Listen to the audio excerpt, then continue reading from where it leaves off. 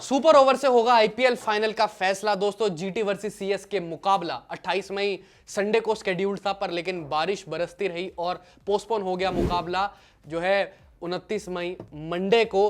अब जो है रिजर्व डे रखा गया। अब रिजर्व डे पर भी मुकाबला नहीं हो पाता आईपीएल फाइनल या सुपर ओवर तक मुकाबला जाता है, तो कंडीशंस क्या होंगी रिजर्व डे पर उसकी बात करते हैं। तो यहां पर अगर हम देखें तो देर रात 1:20 तक सुपर ओवर होगा। अगर लगातार बारिश होती रही, प्लेइंग कंडीशंस जो है रिवाइज्ड होती रहेंगी, लेकिन अगर फिर भी वो सब नहीं चला, कुछ भी नहीं हुआ, लगातार बारिश बरसती रही, तो 1:20 देर रात जो है सुपर ओवर होगा। अगर सुपर ओवर भी नहीं हो पाया तो कौन जीतेगा, ये एक बड़ा सवाल है। तो जीतेगी गुजरात टाइटंस, क्योंकि पॉइंट्स टेबल में गुजरात टाइटंस है नंबर 1 टीम, सेकंड नंबर पे सीएसके है, ऑब्वियस सी बात है। तो यहाँ पर कहीं ना कहीं गुजरात टाइटंस को फायदा बन जाता है, और ऐसा बहुत कम परसेंटेज में होता है कि आईपीएल फाइनल में जो है बारिश आए और पॉइंट्स टेबल के मुताबिक जो है विनर डिसाइड हो, क्योंकि आईपीएल फाइनल तक आते आते या कह सकते क्लियरली प्लेऑफ तक आते आते पॉइंट्स टेबल का इतना रोल नहीं हो पाता। अगर आप देखें अनलेस के बारिश हो जाए, और आईपीएल फाइनल के दिन यहाँ पर बारिश हो गई है। नरेंद्र मोदी स्टेडियम पे इतने सारे दर्शक आए थे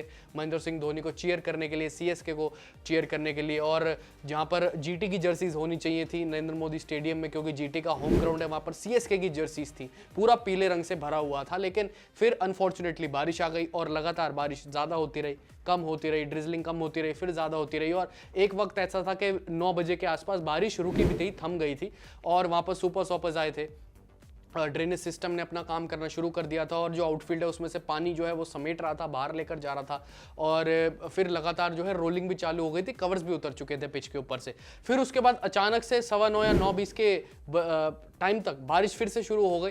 फिर उसके बाद देखिए सबने उम्मीद छोड़ दी थी और सीट्स खाली होने लग गई थी, स्टैंड्स पे से सब जाने लग गए थे। और फिर उसके बाद देखिए जैसे फिर 10 बजते गए, तो 10 बजे तो है यहाँ पर 19 ओवर तक मैच रिड्यूस हुआ कि 19 ओवर का मुकाबला होगा। फिर 10:30 तक 17 ओवर, 11 बजे मान लो 12 ओवर, तो ऐसे करके लगातार जो है ओवर्स रिड्यूस होते गए।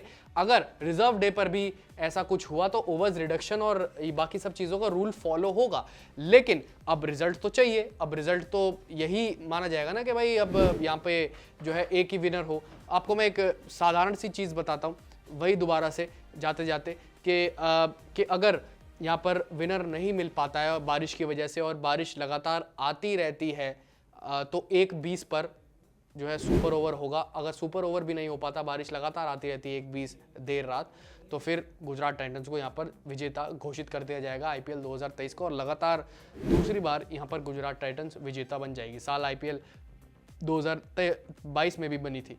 आपको कैसी लगी ये जानकारी आप कमेंट सेक्शन में बताएं, और फिलहाल अभी के लिए इस पेशकश में इतना ही।